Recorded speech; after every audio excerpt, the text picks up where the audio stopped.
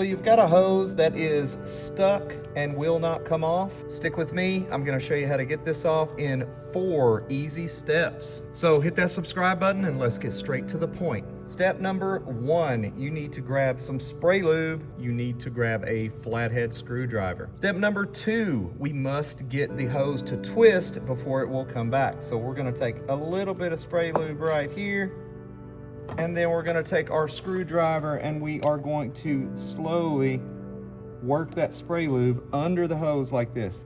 You wanna be careful that you don't push too hard. You don't want to break the hose.